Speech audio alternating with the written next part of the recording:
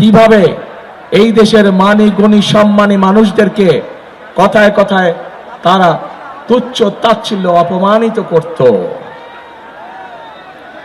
আমরা দেখেছিলাম কিভাবে ভিন্ন মতের রাজনৈতিক নেতৃবৃন্দ কর্মীদেরকে বিভিন্নভাবে অত্যাচার নির্যাতন তুচ্ছ তাচ্ছিল্য অপমানিত করত তারা। প্রিয় ভাই বোনেরা, 2024 সালের 5ই আগস্টের পরে আমরা ধরে নিয়েছিলাম বাংলাদেশের রাজনীতিতে একটি গুণগত পরিবর্তন হয়েছে। এই মুহূর্তে বাংলাদেশে যে দলগুলো রাজনীতি করছে তারা জনগণের মান মর্যাদা সম্মান অক্ষুণ্ণ রেখে কথা বলবে এবং রাজনীতি করবে। কিন্তু আমরা কষ্টের সাথে খেয়াল করলাম যে একটি রাজনৈতিক দল 5ই আগস্টের পর থেকে এই দেশের অর্ধেক জনগোষ্ঠী অর্থাৎ মা এবং নারীদেরকে তুচ্ছ তাচ্ছিল্য করে কথা বলা শুরু করলো। তারা একটি রাজনৈতিক দল উঠে পড়ে রাখলো কিভাবে মা বোনদেরকে ঘরের ভিতরে আটকে রাখা যায়।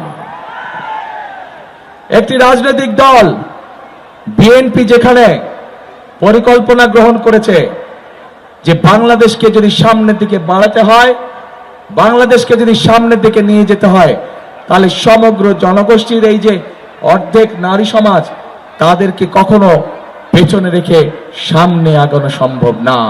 কারণ আমরা বিশ্বাস করি দেশকে পুনর্গঠন করতে হলে, দেশকে গড়ে তুলতে হলে নারী পুরুষ সকলকে একসাথে কাঁধে কাঁধ মিলিয়ে কাজ করতে হবে।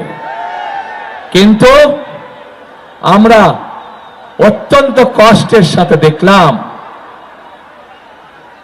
কয়েকদিন আগে একটি রাজনৈতিক দলের এক শীর্ষ নেতা একটি আন্তর্জাতিক গণমাধ্যমে বলে বসলো যে নারীদেরকে তারা কোন দৃষ্টিতে দেখে।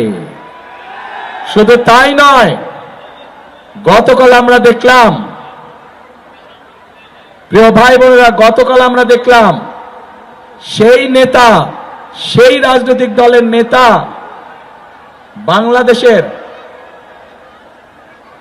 যে নারীরা, যে মায়েরা কর্মজীবী, সংসার চালানোর জন্য, সংসারকে ধরে রাখার জন্য, সংসারকে সুখে শান্তিতে রাখার জন্য যে লক্ষ কোটি মা বোনেরা বিভিন্ন জায়গায় কর্মসংস্থানে নিযুক্ত আছে, কর্মজীবী মায়েরা বোনেরা তাদেরকে কি ভাষা ব্যবহার করে কথা বলেছে। প্রিয় ভাই বোনেরা, আমাদের প্রিয় নবী করিম সাল্লাল্লাহু আলাইহি ওয়াসাল্লাম তার স্ত্রী বিবি খাদিজা, উনিও একজন কর্মজীবী মহিলা ছিলেন, উনিও ব্যবসা করতেন। প্রিয় ভাই বোনেরা, বদরের যুদ্ধের কাহিনী নিশ্চয়ই আপনাদের কম বেশি জানা আছে। সেই বদরের যুদ্ধে মুসলমানদের যে বাহিনী ছিল, তাদের লোক লস্কর, যত রকম সরঞ্জাম ছিল যুদ্ধের, খাবার দাবার সকল কিছুর আয়োজন করেছিল হযরত আয়েশা তার অবস্থান থেকে। শুধু তাই নয়, বদরের যুদ্ধে যে সকল মুসলমান সৈনিকরা আহত হয়েছিল তাদের চিকিৎসা সেবার ব্যবস্থা হযরত আয়েশার মাধ্যমেই করা হয়েছিল। সেদিন যে নার্সিং সিস্টেম আমরা এখন দেখি, সেই নার্সিং সিস্টেম সেই সময় হযরত আয়েশার নেতৃত্বে হয়েছিল। প্রিয় ভাই বোনেরা, আমরা গতকাল দেখেছি এই রাজনৈতিক দলটির এই নেতাটি বাংলাদেশের প্রত্যেকটি কর্মজীবী নারী, কর্মজীবী মা, কর্মজীবী মেয়ে সম্পর্কে অত্যন্ত আপত্তিকর একটি কথা বলেছে।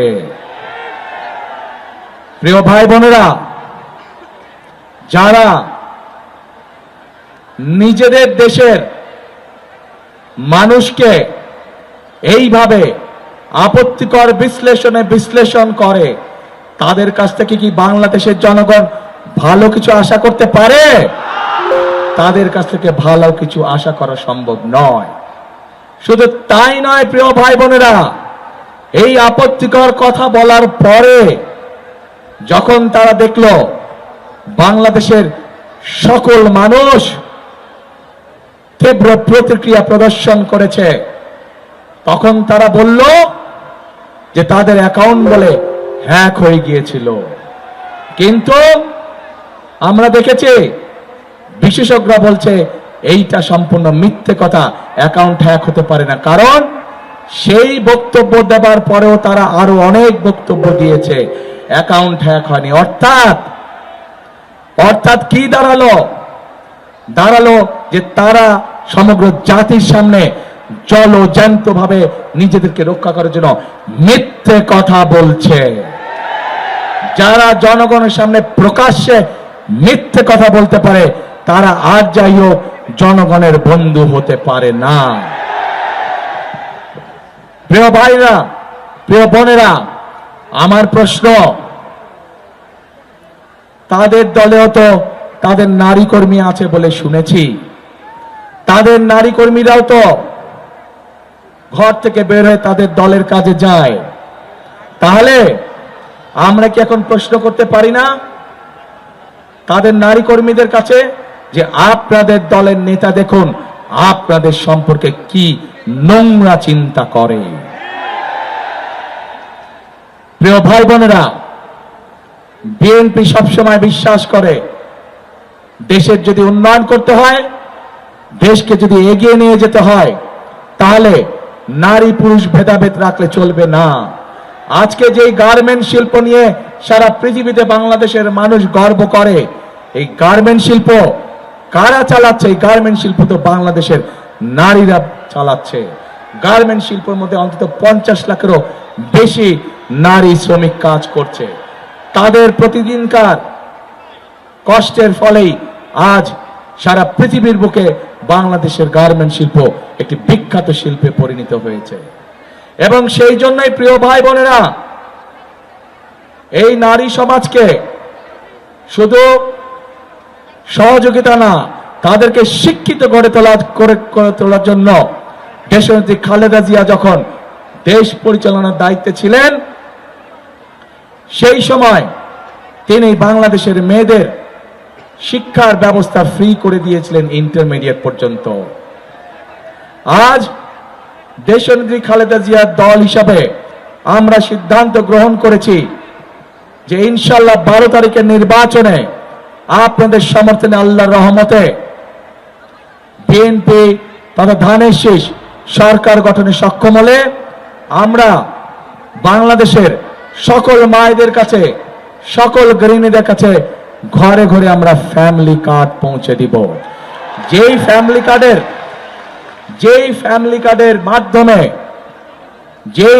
কার্ডের মাধ্যমে বাংলাদেশের প্রত্যেকটি পরিবারের গৃহিণী বা মা সরকারের পক্ষ থেকে প্রতি মাসে ন্যূনতম একটি সুযোগ বা সুবিধা পাবে।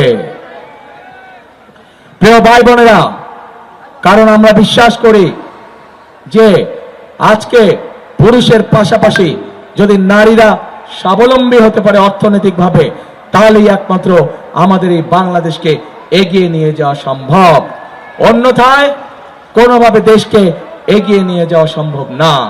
সেজন্যই আমরা বাংলাদেশের অর্ধেক জনগোষ্ঠীকে পেছনে রেখে আমরা আশা কোনোভাবেই করতে পারি না যে বাংলাদেশ উন্নতি করবে। বাংলাদেশ তখনই উন্নতি করবে যখন নারী পুরুষ কাঁধে কাঁধ মিলিয়ে একসাথে আমরা ইনশাল্লাহ কাজ করতে পারবো। প্রিয় ভাই বোনেরা, আজকে আমরা খেয়াল করলে দেখতে পাচ্ছি যে বিগত স্বৈরাচারের সময় যেভাবে এই দেশের মানুষের ভোটের অধিকারকে কেড়ে নেওয়া হয়েছিল, যেভাবে আমিডামি নির্বাচন করা হয়েছিল, যেভাবে নিশিরাতে নির্বাচন করা হয়েছিল, ওই যে যেই দলটির কথা বললাম, যারা নিজের দেশের সন্তানদেরকে, নিজের দেশের নারীদেরকে ঘরে আটকে রাখতে চায়, এরা এখন ষড়যন্ত্র শুরু করেছে কিভাবে নির্বাচনকে বাধাগ্রস্ত করা যায়। এরা এখন তাদের লোকজনকে মা বোনদের কাছে পাঠাচ্ছে, এনআইডি নাম্বার নেওয়ার জন্য, বিকাশ নাম্বার নেওয়ার জন্য। এই খবর আছে আপনাদের কাছে? কাজেই তারা বলে সৎ লোকের শাসন কায়েম করবে।